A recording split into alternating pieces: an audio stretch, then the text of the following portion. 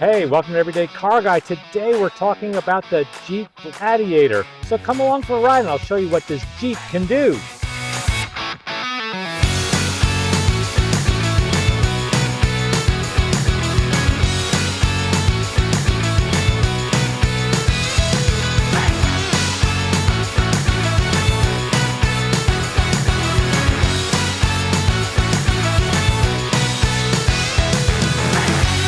Hey, welcome to Everyday Car Guy. Today we're taking a look at a Jeep Gladiator. This is amazing.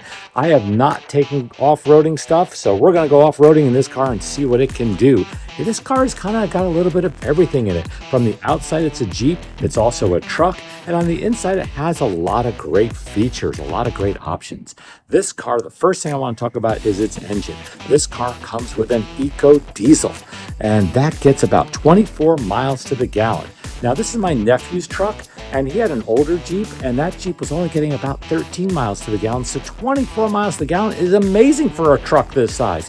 We're going to take it off-roading, and we're going to see how this thing goes. This truck's engine is based on the Ram diesel. It is so big, it barely fits in the engine compartment, which makes it really hard to change your spark plugs. It's a diesel. It doesn't have spark plugs, so you don't have to worry about changing those. This truck is very quick. It has 442 pounds of torque, which can pull about 7,500 pounds. Now, it's not recommended to go full 100% on that 7,500 pounds. We recommend probably 45 to 5,000 pounds.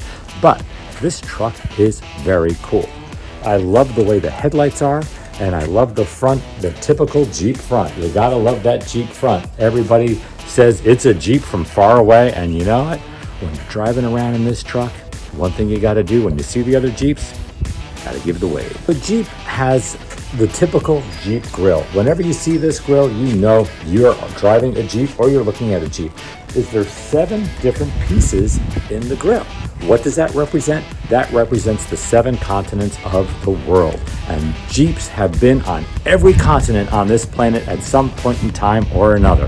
One great thing about this Jeep, because you want to go off-roading, so let's take the doors off. The doors come off quite easily. You just have to unhook the wire harness. So once you remove the harness, you just put it inside the door.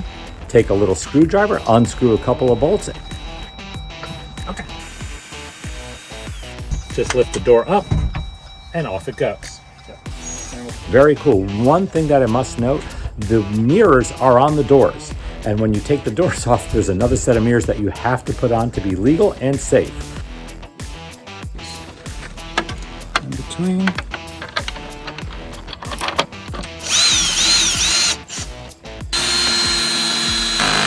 Not only can we take the doors off and the top off, but we can fold the windshield forward and latch it so we can go completely old school Jeep. No windshield, no top, no doors. Makes it kind of fun and retro, just like those Jeeps of World War II.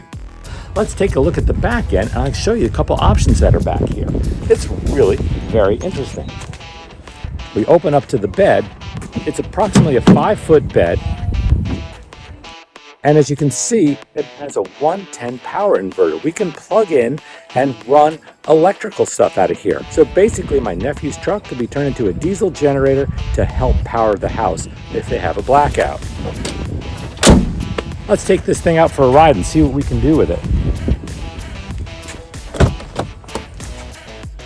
This is a 2022 Jeep Gladiator. This Jeep has a 3-inch lift kit on 35-inch tires, which gives you a lot of ground clearance. Fantastic for off-roading. Oh, this car has a little bit of torque here, folks. As you can see, we took the doors off, and it was really simple to take the doors off. The car is completely waterproof, and you can go through a lot of mud and a lot of water. For a Jeep, it's riding really well. I thought it was going to be a lot more bouncy on the highway. So, I'm pretty crazy about the way this Jeep rides. The steering's a little heavy, but I would imagine it's heavy because of the 4-wheel drive. Most cars have independent suspension. This car has a solid axle. And you say, why does it have a solid axle? Well, because it does so much off-roading, with an independent suspension, you'll break your CV joint. This car does not have a CV joint. Now, it does make it a little bit more bouncy when you're off-roading, but when you're off-roading, the worst thing that can happen is breaking a CV joint and having to fix it while you're in a puddle. The Jeep has a great technology system where you plug in your phone, you get Apple AirPlay and Android CarPlay, or it has its own GPS system. This car is really loaded for a Jeep.